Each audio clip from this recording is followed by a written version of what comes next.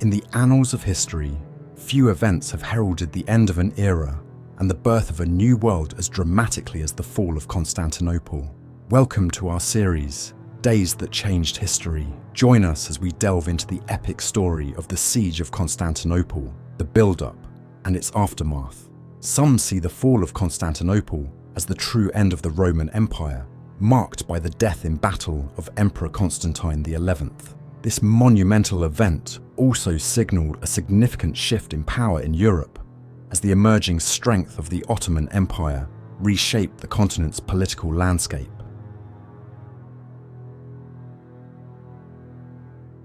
The Eastern Roman Empire, which later became known as the Byzantine Empire, emerged from the division of the Roman Empire in the late 3rd century. This division was formalized in 395 AD, when Emperor Theodosius I split the empire between his two sons, with the eastern portion centered in Constantinople.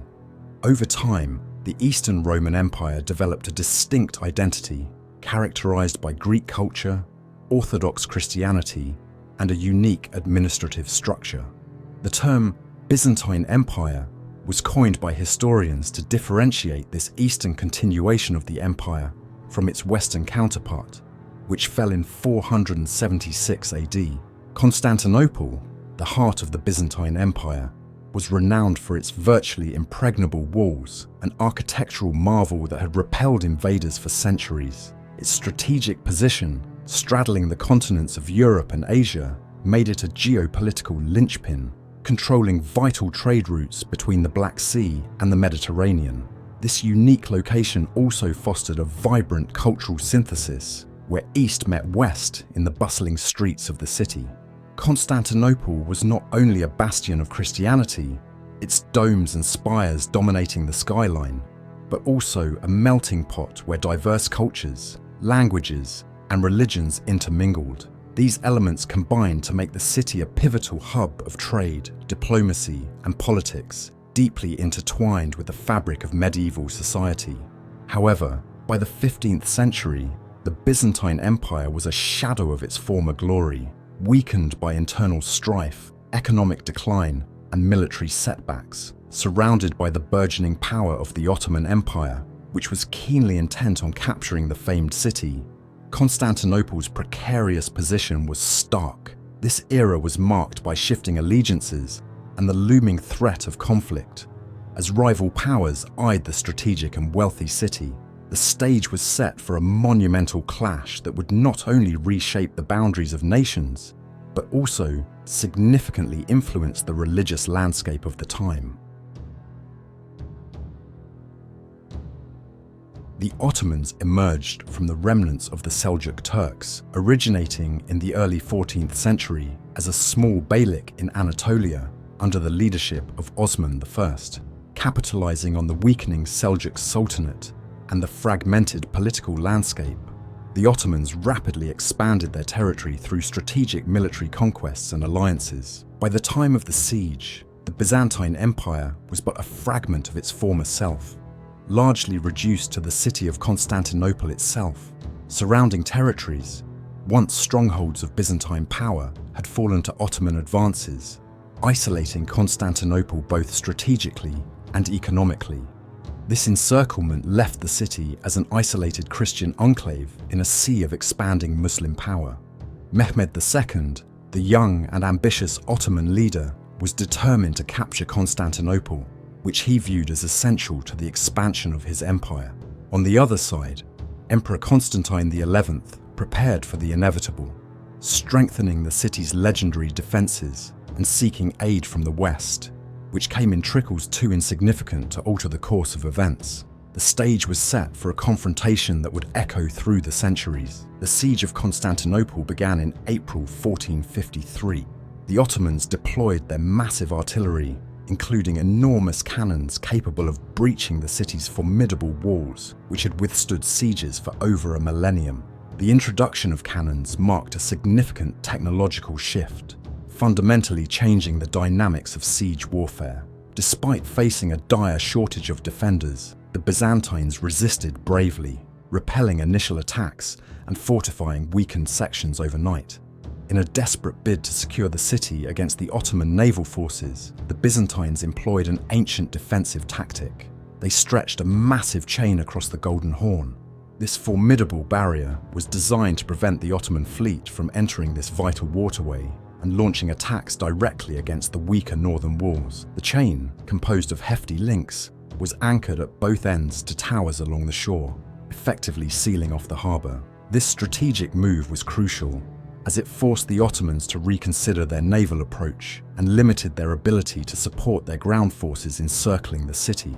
However, Mehmed II devised a remarkable solution to bypass the chain.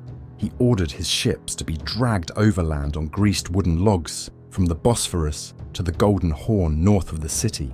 This audacious maneuver, executed with great effort and secrecy, allowed the Ottoman navy to enter the protected waters behind the chain, effectively nullifying its defensive purpose and allowing the Ottomans to encircle the city. As weeks passed, the situation within the city grew increasingly desperate, with food supplies dwindling and morale fading. The stage was set for a dramatic final confrontation. As the siege dragged into its final hours on the morning of May 29th, 1453, the atmosphere was tense with the anticipation of a decisive battle. The walls, which had stood through centuries of conflict, finally met their match. After weeks of relentless bombardment by cannon fire, a critical section of the outer walls near the Gate of St. Romanus crumbled under the bombardment, creating a vulnerable entry point for Ottoman troops.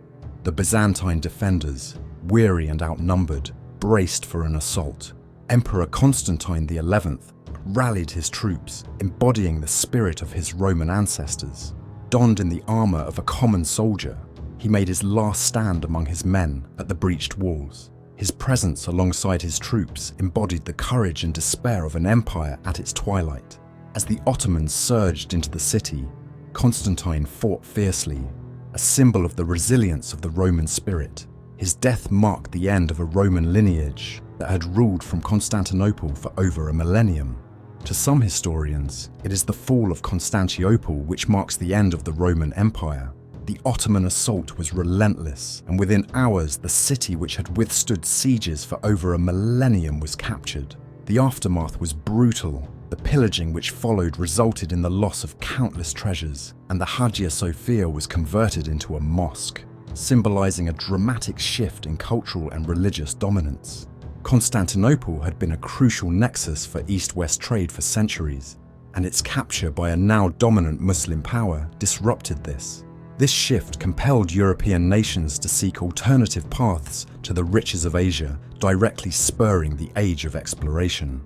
Driven by necessity and the desire for economic independence, explorers sought new maritime routes, leading to the eventual discovery of the Americas. Additionally, the displacement of Greek scholars from the fallen city helped to ignite the Renaissance in Western Europe, as they brought with them invaluable knowledge and classical texts. Thus, the legacy of Constantinople, reborn as Istanbul, continued to shape politics and culture for centuries, standing as a pivotal bridge between two continents and multiple worlds. That wraps up this episode of Days That Changed History. Today, we explored the fall of Constantinople, an event that marked the definitive end of the Roman Empire and paved the way for the modern era. If you enjoyed this video, please like it and subscribe to our channel for more episodes that uncover the days in history that have shaped our world. Thank you for joining us, and we'll see you in the next one.